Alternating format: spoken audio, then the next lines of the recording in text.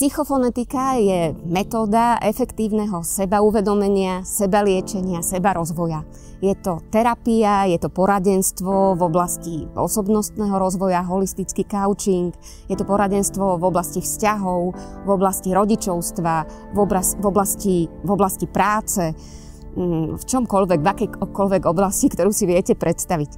Psychofonetika je pre mňa celostný nástroj pre prácu s ľudskou dušou, pre prácu s celým človekom, kde berieme do úvahy nielen to, čo vidno na prvý pohľad, ale aj to, čo práve nevidno na prvý pohľad. Je to obyčajný človeku, ktorý sa naučí ho počúvať a vie vlastne si tomu druhému tak obrovsky pomôcť len obyčajným rozhovorom. A to, keď zažijete, tak si poviete, že toto je geniálne.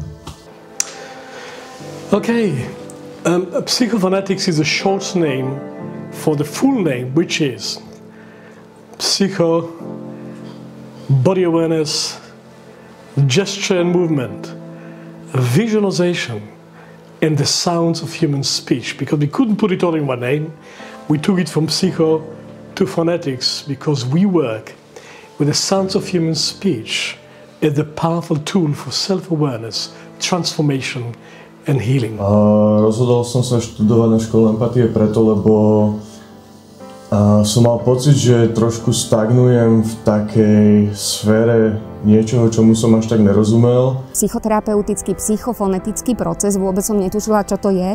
Išla som do toho pred verejnosťou. Povedali by ste si, že herci sa nehambia, ale práve naopak, herci sa úplne hambia za ten svoj skutočný vnútorný svet. A to, čo som tam zažila, tak bolo nesmierne liečivé a rozhodla som sa, že sa to budem učiť.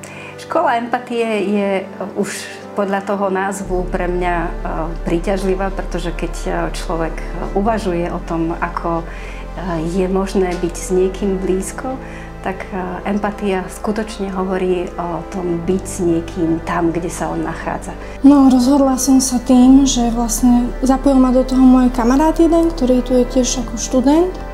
A mala som také zložitejšie životné obdobie, ktoré ma tak prinútilo do toho, alebo ja som to tak viac chcela, trošku takú životnú zmenu. So empathy is understanding of beings, even of nature, of oneself, of the different personalities inside, like an actor understands character you have to portray. School of Empathy is dedicated for that. We say, friends, empathy the baby. It's a future of humanity, if humanity had a future at all. No, je to budúcnosť ľudstva. Takým hlavným prínosom alebo benefitom psychofonetiky je podľa mňa to, že človek sa stane sám sebe svojim vlastným liečiteľom, sám sebe svojim vlastným učiteľom. Že vlastne terapeut a klient sú na jednej lodi a nie je to, že terapeut niečo vie a klient niečo nevie, ale je to vlastne úplne opačne, že klient vie všetko a terapeut ho iba v tom sprevádza. Výhoda tejto metódy je, že klient, človek ide z vlastných síl tam, kam ho to pustí a tam, kam potrebuje. It is a combination of normal, intellectual, fully awake consciousness expressed in words, which lead us to a deeper understanding of ourselves and a deeper perspective on ourselves, out of which a deep wish is arising for the future of oneself, intuitively out of oneself. Štúdium na škole empatie zmenilo v mojom živote to, že si uvedomujem, aká veľmi dôležitá empatia je. A práve keď som si kedysi myslel, že som empatický človek, tak som zistil, že v tom mám obrovské medzery a mám sa čo učiť. Určite to zmenilo mňa pohľad na život, pohľad na samu seba, na ostatných ľudí, na to, ako má vlastne každý nejakú tú vlastnú svoju realitu. Na rozdiel od tých ostatných terapií, kde sa to kúsok posunulo, tak som dostal akoby nástroj alebo návod na to, ako si dané veci vyriešiť svojou pomocou alebo sám. Bolesti hlavy odišli.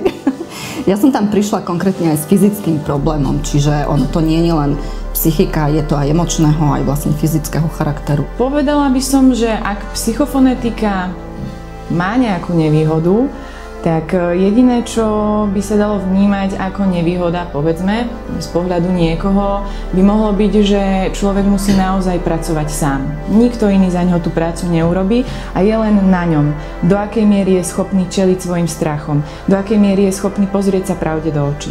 No nevýhodou môže byť akurát to, keď človek má naozaj veľkú potrebu sa neukazovať. A je tam nejaký veľký strach z toho, aby nebol v tej svojej pravde. Ale inú nevýhodu nevidím. Aha, tak ja to mám v rukách. To je kvázi tá nevýhoda, ale to je zároveň tá výhoda, pretože keď ja to mám v rukách, tak môže byť z toho čokoľvek ja si prajem.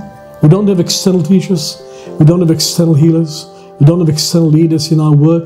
We are the midwives of people's own intuition, own imagination, inspiration, leadership, and healing is the healer living in everybody. Táto metóda je podľa mňa určená pre každého človeka, ktorý chce niekam napredovať v živote. Je veľmi nápomocná či už pre jednotlivcov, alebo aj pre organizácie. Povedala by som, že pre každého, ale myslím si, že je tam vlastne jedno kritérium, že keď potrebné je, aby ten niekto chcel urobiť nejakú zmenu.